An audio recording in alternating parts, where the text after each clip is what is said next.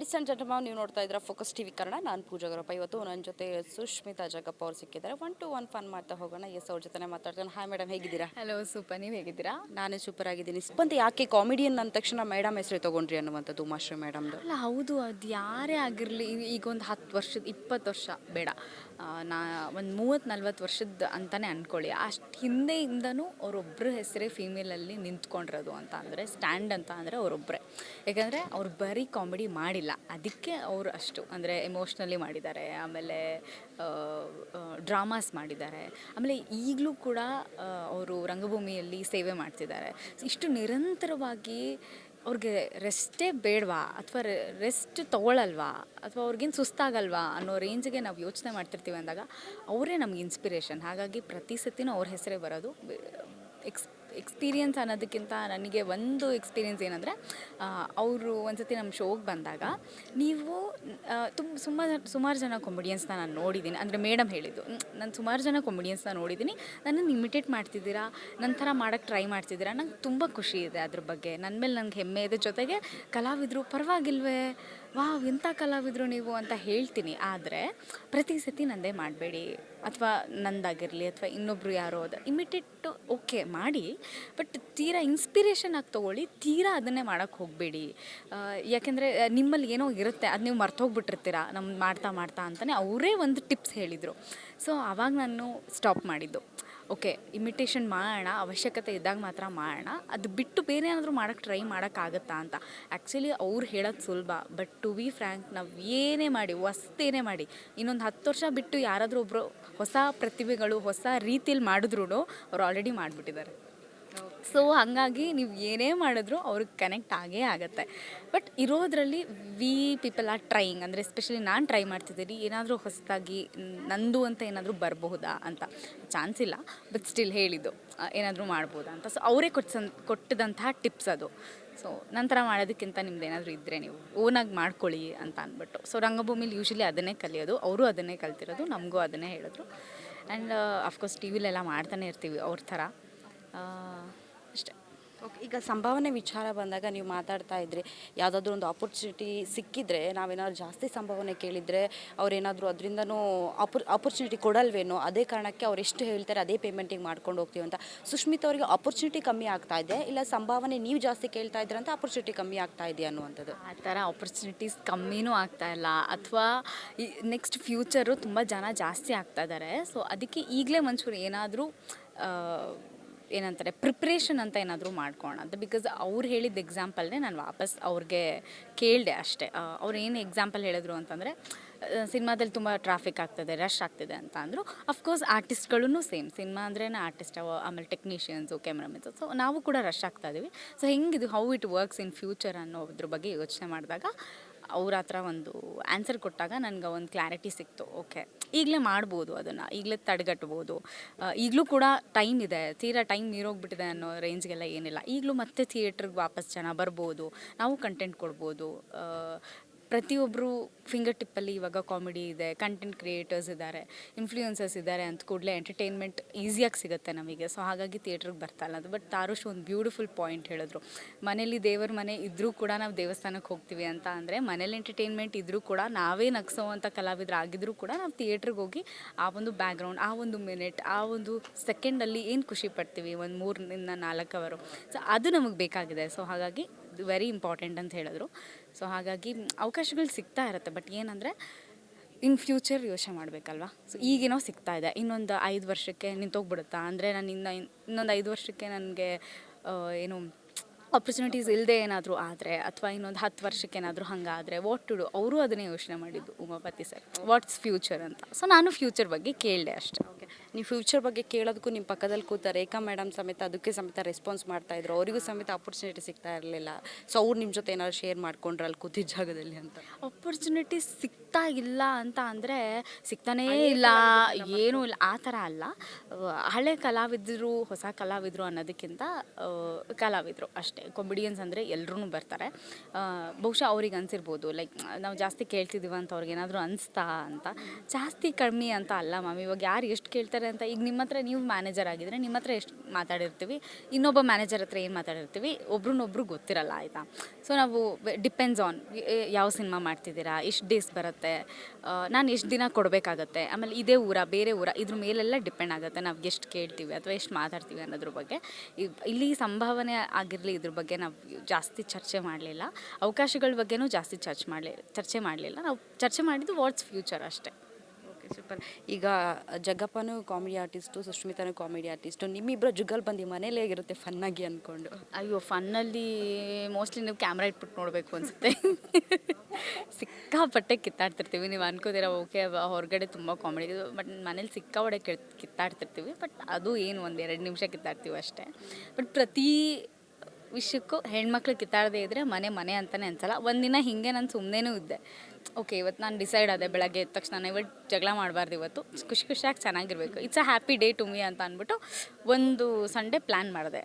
It was not possible. ನಂಗೆ ಮಧ್ಯಾಹ್ನ ಅಷ್ಟೊತ್ತಿಗೆಲ್ಲ ನನಗೆ ಫ್ರೀಕ್ ಆಗಿಬಿಟ್ಟಿದ್ದೆ, ಏನೋ ಮಿಸ್ಸಿಂಗ್ ಅಲ್ಲ ಅಂತ. ಆ್ಯಕ್ಚುಲಿ ನಿಮಗೆ ಗೊತ್ತಾ, ಅವನು ಅದನ್ನೇ ಹೇಳ್ದ, ಏನೋ ಮಿಸ್ಸಿಂಗ್ ಅಲ್ವಾ ಇವತ್ತು ಅಂತ. ಬೆಳಗ್ಗೆ ತಿಂಡಿ ಮಾಡೋಕ್ಕೆ ನಾವು ಜಗಳ ಮಾಡಿಲ್ಲ, ನಾನು ಎದ್ದ ತಕ್ಷಣ ಯಾಕೆ ಲೇಟಾಗಿದ್ದೆ ಅಂತ ಜಗಳ ಮಾಡಿಲ್ಲ, ಕಾಫಿಗೆ ಸಕ್ಕರೆ ಕಮ್ಮಿ ಯಾಕಿತ್ತು ಅಂತ ಜಗಳ ಮಾಡಿಲ್ಲ, ಆಮೇಲೆ ಡೋರ್ ಯಾಕೆ ತೆಗ್ದೆ ಅಂತ, ಕಿಟಕಿ ಯಾಕೆ ಮುಚ್ಚಿದೆ ಅಂತ, ಬೆಡ್ಶೀಟ್ ಯಾಕೆ ಮರ್ಚಿಲ್ಲ ಅಂತ, ಬಟ್ಟೆ ಯಾಕೆ ಒಗ್ದಿಲ್ಲ ಅಂತ, ಪ್ರತಿಯೊಂದಕ್ಕೂ ಟಕ್ ಆಫರ್ ಕೊಡ್ತಾನೆ ಇರ್ತೀವಿ.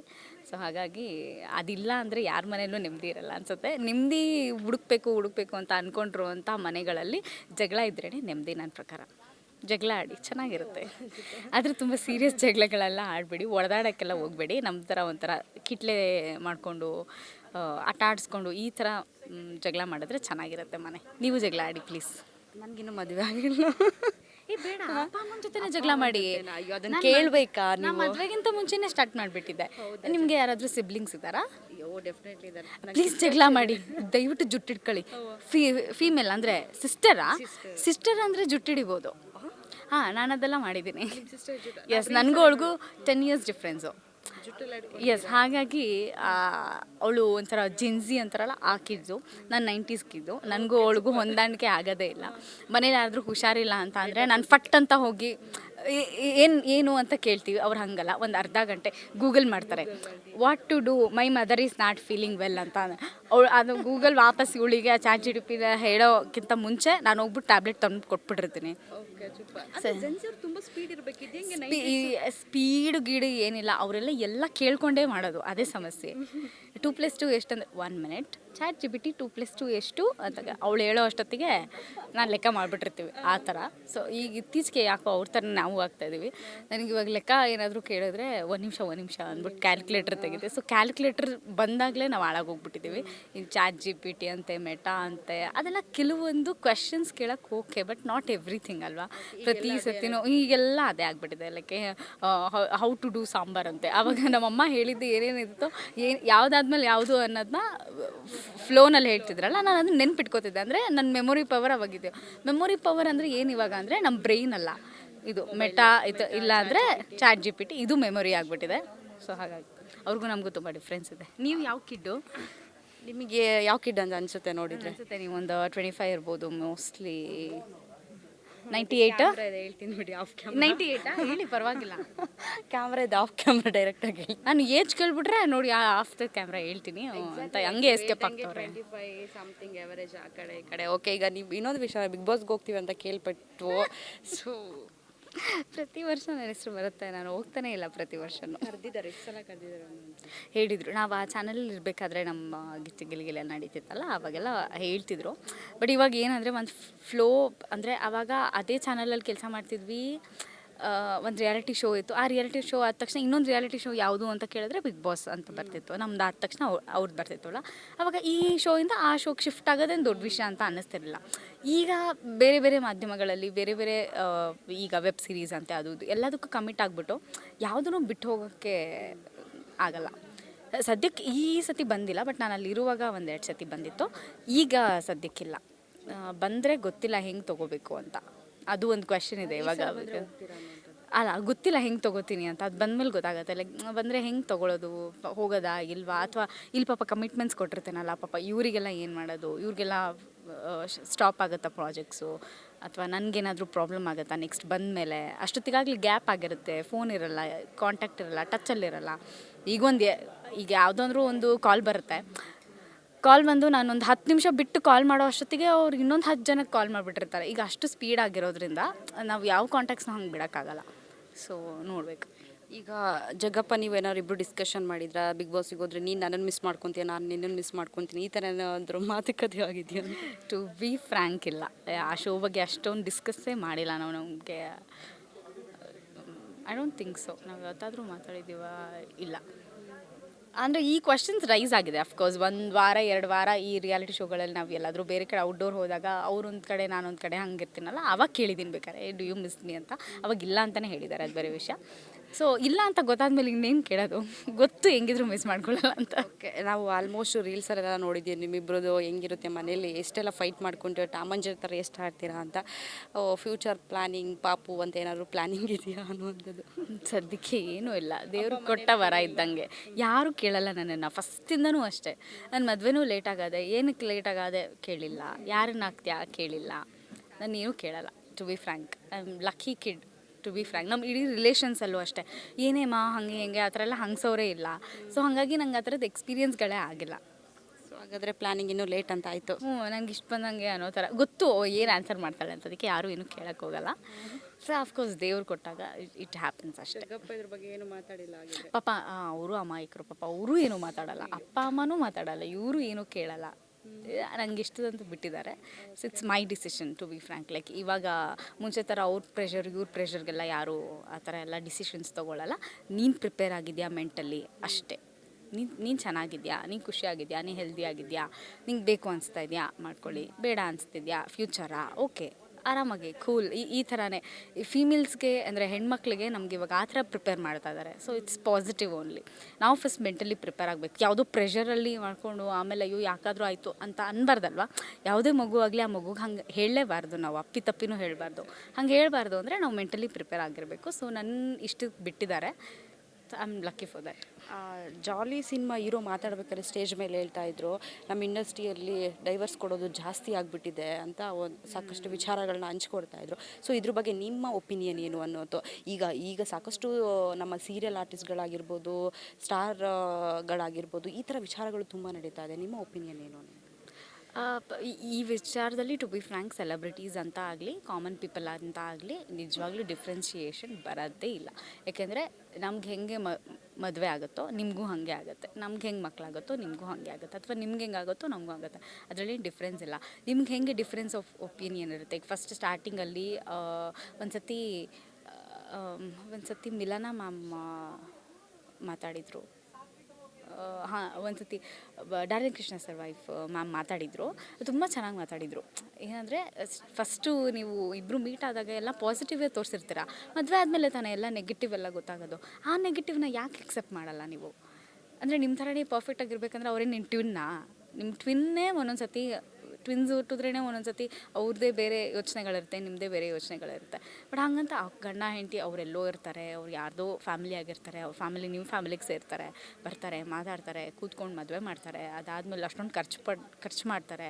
ಅವತ್ತಿನ ದಿನ ಇದ್ದಿದ್ದು ಸಂಭ್ರಮ, ಅದ್ರ 1 ತಿಂಗಳಿಗೇ ಆ ಸಂಭ್ರಮ ಇರಲ್ಲ ಅಂದರೆ why you should get married ಅನ್ನೋ ಥರ.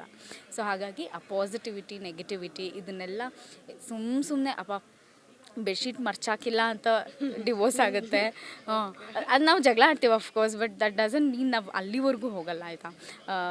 ಡೋರ್ ಹಾಕಿಲ್ಲ ಅಂತ ಆಮೇಲೆ ನನ್ನ ಗಂಡ ಲೇಟಾಗಿ ಬರ್ತಾನೆ ಅಂತ, ಆಮೇಲೆ ಕುಡಿಯಲ್ಲ ಅಂತ ಡಿವೋರ್ಸ್ ತೊಗೊತಾರೆ. ಇವಾಗ ಸಿಗರೇಟ್ ನೆಕ್ಸ್ಟ್ ಅದು ಬರುತ್ತೆ ಅನಿಸುತ್ತೆ. ಮೋಸ್ಟ್ಲಿ ನನ್ನ ಗಂಡಂಗೆ ಕೆಟ್ಟ ಚಟ ಇಲ್ಲ, ಅದಕ್ಕೆ ನಾನು ಡಿವೋರ್ಸ್ ತೊಗೋತಿದ್ದೀನಿ ಅಂತಲೂ ಬರ್ಬೋದು, ಹೇಳೋಕ್ಕಾಗಲ್ಲ. ಟು ಬಿ ಫ್ರ್ಯಾಂಕ್ ಇವಾಗ ಹುಡುಗರು ಒಂದು ಸ್ವಲ್ಪ ಅಮಾಯಕರು ಪಾಪದವರಾಗಿದ್ದೀರಾ, ನಾವು ಹುಡುಗಿರೇ ಸ್ವಲ್ಪ ಹಂಗೆ ಹಿಂಗೆ ಅಂತ. ಹೌದು, ಹುಡುಗಿರೇ ಹೆಚ್ಚಾಗಿ ಗಾಂಚಲಿಗಳು ಮಾಡ್ತಾ ಇರೋದು ಹುಡುಗಿರೇ, ಆಮೇಲೆ ಕ್ವಶನ್ ಮೇಲೆ ಕ್ವಶನ್ ಕೇಳ್ತಾ ಇರೋದು ಹುಡುಗಿರೇ.